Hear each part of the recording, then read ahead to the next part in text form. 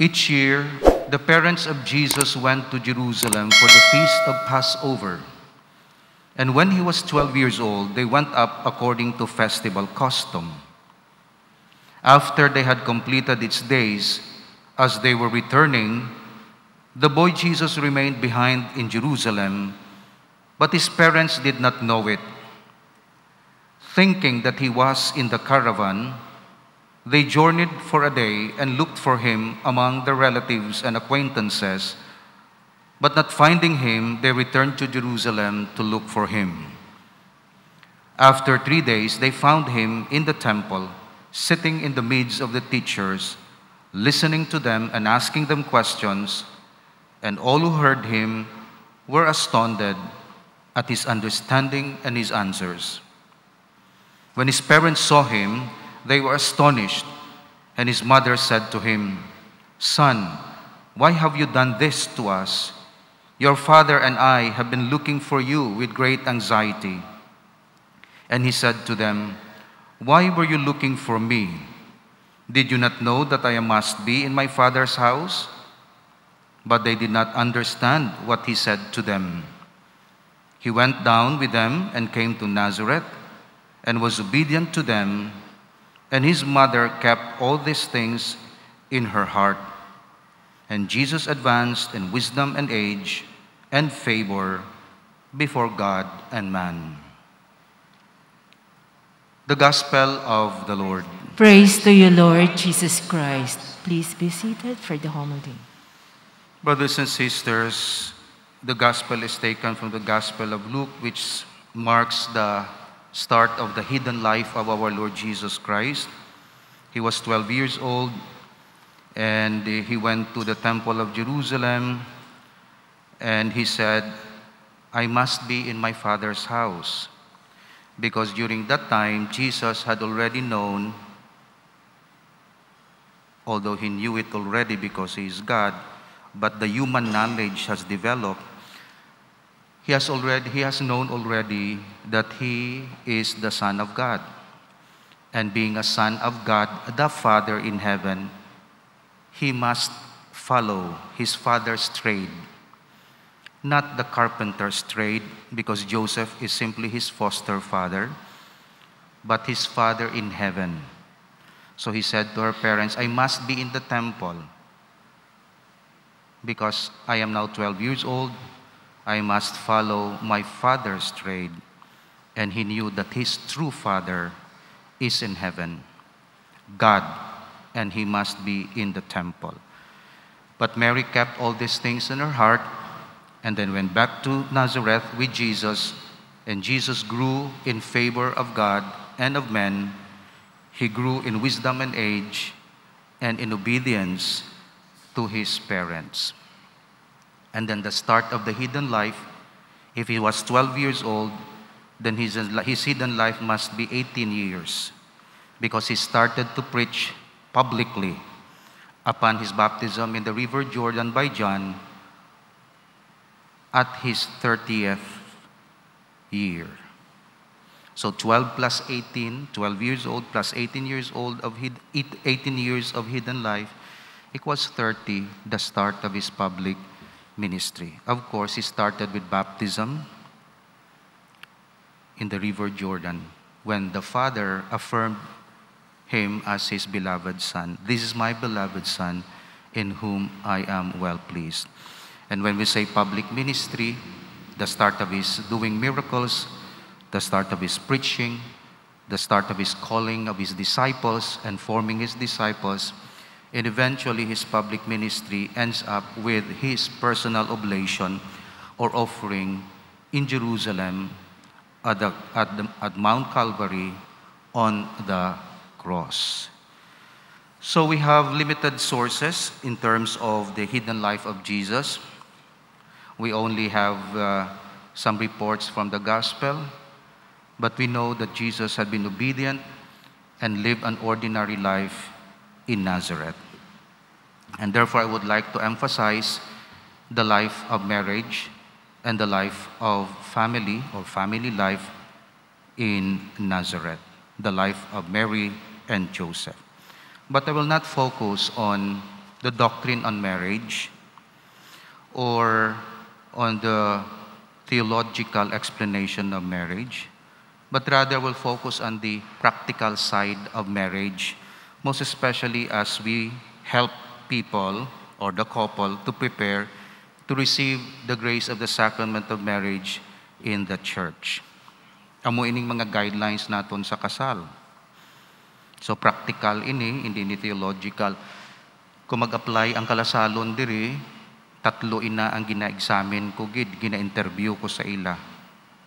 Kung isa may mga kadlaw-kadlaw man kag joke pero parte na na sa may mga labay-labay man na istoryahan, din ka mo nagkitanay, pila ka mo katuig nagnobyahan nay, mga muamo na. Pero importante yang mong 3. Ila documents needed for marriage, baptism, confirmation certificate, marriage license, mga documents. Kung hindi kumpleto documents, hindi ako mag-approve sang kasal. Kung wala siya nabunyagan, kag tuod gid nga wala nabunyagan, hindi lang nga wala kabalungan nabunyagan o wala lang record nabunyagan siya, pero wala lang record, tilain naman niya. Pero kung wala gid siya nabunyagan, pwede ko siya mapreparar pabunyagan diri kung gusto ya. Kung wala siya nakonfirmahan, pwede ko di makonfirmahan. Marriage license, nag-apply na sa city hall or municipality. Usually, do mga 15 days pa na kag ma-release with Senomar, kag ano dira. So kung hindi nila na makompleto, hindi ako mag-finalize ang date sang kasal. That's why hindi ako manamian kung nagakadto diri wedding planner. Kag hindi ang couple. Nga ang wedding planner padala mo di sa akon. Nga sila iya kaslon, hindi na siya ka-decide for you. Bisan ginhagaan mo siya authorization sina, di na siya. That's why sugod subong nga tuig, hindi na kuya magano sa wedding planner. Gusto yung couple. Kaya ang instruction ko sa couple, kaya sa kami wedding planner, lain instruction niya to. Lain promise niya to. Kung may wedding planner, kag dito kaya sa US pa, o kung quarantine ka pa, video call lang kita. Pero hindi kuya mag-instruct sa wedding planner. Ang wedding planner, ala na sa hotel, kag sa kundiin dinda. Diri iya, kabalunan na kami magpadalagan. Di ko may wedding planner, coordinate diri. Hindi sila mag-imbento. Kay seremonyas, ina. Amon akong kaisa, ang mga kasal, hindi nami ang seremonyas, kay may ila yung style. Tapos sa ila style, why nag-coordinate kay Alvin, kag kung sa ano dira, nagagamu. So ang akong suggestion mo ni coordinate. May mga wedding planner, ex-seminarians na sila nami, kay kabalo sila iya.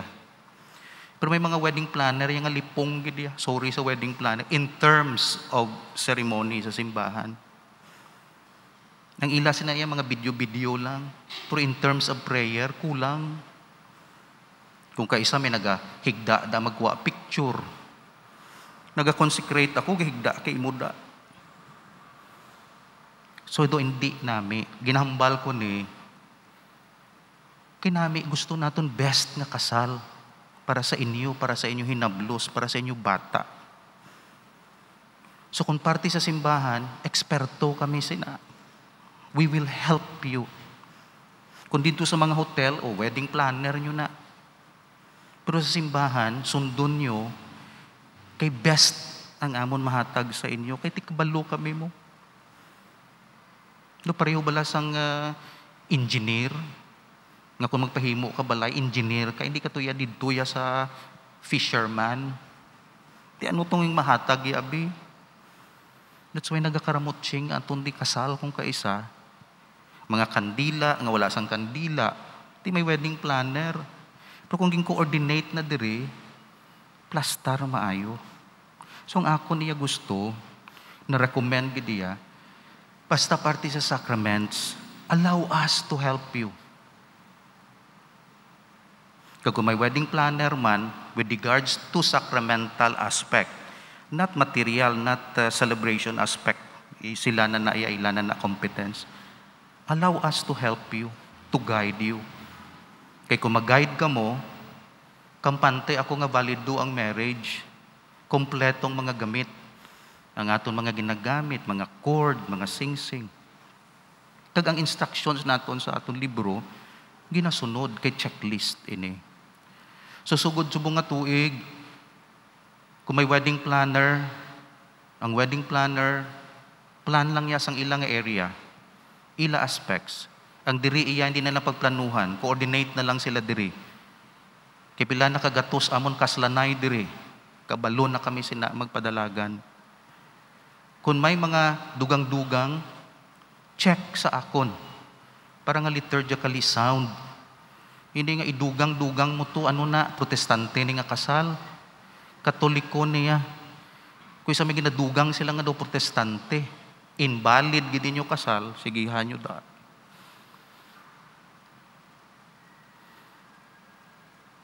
Amo na ang akon hambal. Sunod, reservation naton, at least 2 months. Kung kaisa, compassionate ka 1 month, kaya may quarantine, okay lang. Pero hindi nga kaduan mo diri sumunga simana, kung sunod sa simana, kaya mapakasal. Budlay-budlay sa amon, ma-check ako documents mo. Ipalawag ko pa, para ma-ensure nga saktugid, nga may freedom to marry ka, etc., etc. So hindi ka mag-pressure sa amon, kay para na sa security sang imo kasal. Ano ni karon na hukos-pukos na karon tapos invalid imo kasal. Hindi na pagpabudlay sa imo. Security ina sang kasal, ginalawag ina, kay ginap-secure na. Kung lawagon ko ang kasal, tapos sa kasal may magkadto sa likod, hindi madayon ang kasal. Dayonon ko ya kasal, singganon ko siya. 3 Sundays, ginpalawag ko ni nga kasal. Nga ang tabuon mo gid iya subong nga kasal. Kung gusto mo magreklamo, tapuson ko kasal, reklamo ka tapos ang kasal na. That's the security. That's why hindi natuod sa mga sini-sini ni Sharon Cuneta. Itigil ang kasal. Hindi na isiguhon ginayang kasal. Kaya nga nahimo mo na mo, naplastar mo na tanan, gintagaan na sila tsansa, ginlawag na. Nga mareklamo sila sa days ang kasal. Nga hulaton gid nila. Kundi posible may ill motive sila. O kung gusto mo, kaslon ko ni anay. Kung gusto mo i-disqualify ini, tireklamo ka na. Pero kasal na sila. Amo ng security. So hindi niya lawag-lawag lang, simple nga lawag lang. No. Para na sa seguridad sang kasal. So, may registration kita dira. Registration naton dira. May reservation kita dira. Ginapa-reserve gina namon. Kaya nga kung isa gina-withdraw nilang kasal, ti may nagaliniya nga kasal, tapos pa-reserve nila March 2023. Ti hindi mo na magamit, kaya March 2023 na mo. Pag abot siya sang March, i-cancel na lang nila. Ti kanon kay gusto magkuha man sang March na dira. Unfair. That's why nami iya may reservation.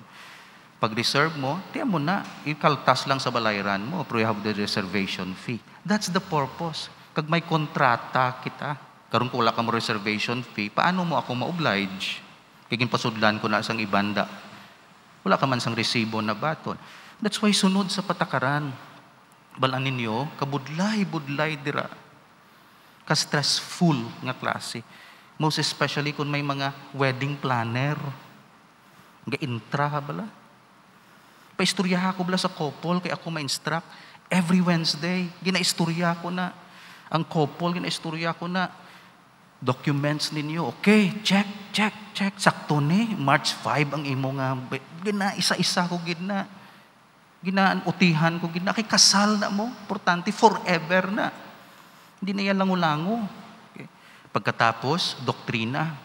Tagaan ko sila doktrina na. Ang purpose ang kasal, pagpangabuhi, ang mga relationship, communication sa mag-asawa, hindi na ko sinaya kay inahatag ko na iya sa family and life. Ila na iya, wala ko na iya, hindi ko na iya ka mga intimacy, mga reproductive, inyo na.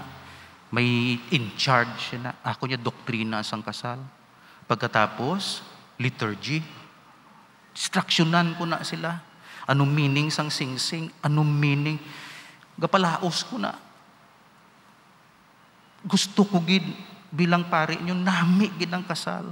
Nami in a sense preparadong ginakasal. Pagkatapos schedulon ko na, kasal nyo amo ni ha. Bunyag nyo, kung wala ka na bunyagan mo ni ha. May 3 session kita sang sang instructions ha. Confirmation amo ni ha. O, pagkatapos, confession ha. Amuning date naton sa confession. Kanami tayo yun. Basta magsunod lang. Pagkatapos, balik na to sa imong sekretariato, kung sino dira, papirahang papeles, permahan ko na, kagano dira. And then, may mga instructions na. Ay, may wedding planner gani, lain-lain ng ilang mga instructions.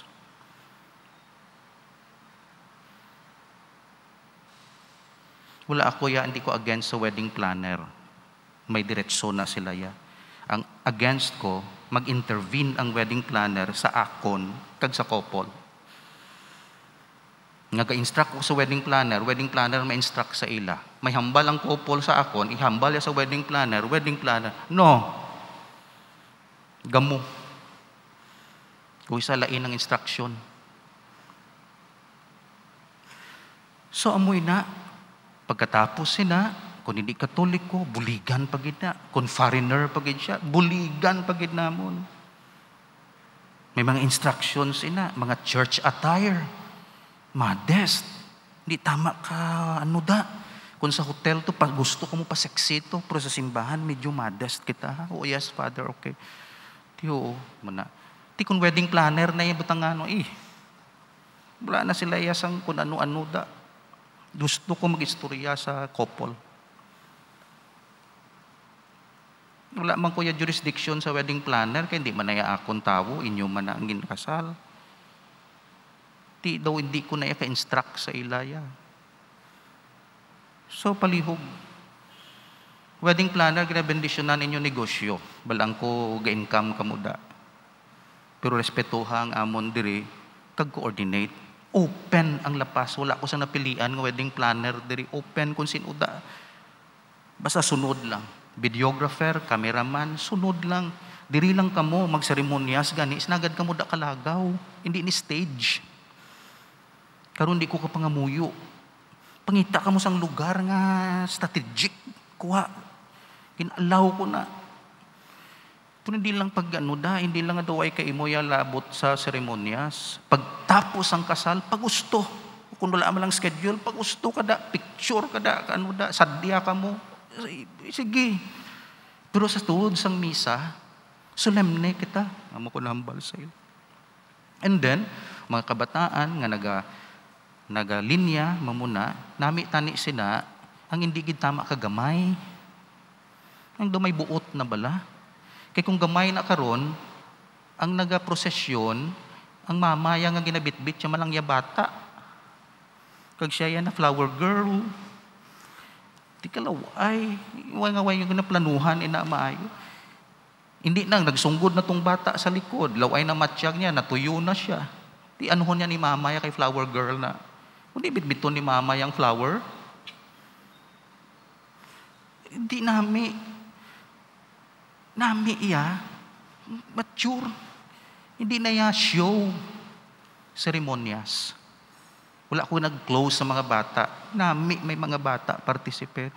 Pero kung alang-alang edad ya, nga wala pa yasang wisyo, magamulang gid kasal nyo. Wala ka control sina sa bata ngay na wala. Bisan akigan mo na nag-worse pa na. Nami iya nga. Ano ya preparado? Hindi lang ma-show kay may bata mo. Hindi. Pigaw na ya kung amo ng aton liturgy. Kita nyo, wala ka kapili di sa mga bata, gamay din gadlagan-lagan, gina-training na sila. Kaya ang liturgy is very important. Sunod, comply. May mga balayran dira. Okay? Kung kaisa, gapangabay gid, Father, hindi kami kasarang, okay sige. 50% nga, basta kita ko nga, gusto mo gid magpakasal, Father, sige, why, kadto ka mo sa akin, hindi ka mo pangakig sa sekretarya dira, ako hindi siya ka-discount, kaya hindi na nailaya. Ang ilaya ma-implementar lang sang arancel. Ang discount na kag mga pangabay, diretso sa akon. Kaya wala ko na ginhatag sa ila mag-discount. Karon kung mag-discount sila tanan, imagine ang discount mo da si Celia, ma-discount, si Eme, wala na. Ingkuha ko na sa ila. Sa akon tanan. Kadto sa akon, buligan tagid ka. Makita ako sincero ka, gusto mo mapakasal, gusto mo makabaton sang grasya sang Dios. Di ta kapagbayan. Buligan ta ka. Kung kinanglanon, librihon ko pa. Basta makasal ka lang. Kaya hambal sang simbahan, wala sang Katoliko nga hindi ka baton sang sakramento tungod imol. Bisan mga lubong, na, basta honest lang. Okay, gid yan. Okay, gid yan. No problem. Balan ko, dira sa chapel, simple nga kasal, kagano dira. Music, of course, ti pagusto kada antes misa. Pero sa sulod sang misa man nga music. Pagkatapos misa, pagusto kada kay tapos na misa. Mga love songs, kakunano dira. Ti amo na ginasunod diri. Of course, mga dekorasyon naton, day albin, mga kabalunan na magpadalagan, aton mga MBG. So, amo nang preparasyon naton, pero luwas dira spiritual preparation. Ginaano ko gid na napakonfesar. Mangumpisar niya ginamatian ko, gintagaan ko, time dira. Hindi nga gapambog ako kundi seryoso ko. Pungkuan ko na aga daw, Webes kung kayo saan na. Mag-asawa na ko sa apat sila, duha ka Paris da. Pungkuan ko musta na, nang preparasyon mo, muna, hindi ka magpa-stress ha, kay maglaway ka, amo ko na.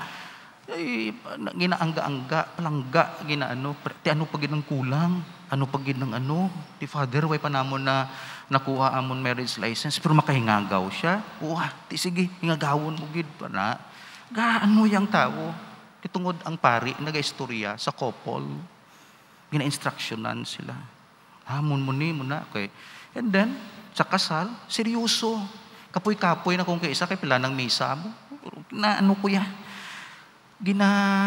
seryoso ko way ko ginadali-dali, ko bisan kapoy, para sa mag-asawa, sige, bendisyonan, wala ko ginadali, wala ko gina-shortcut, wala.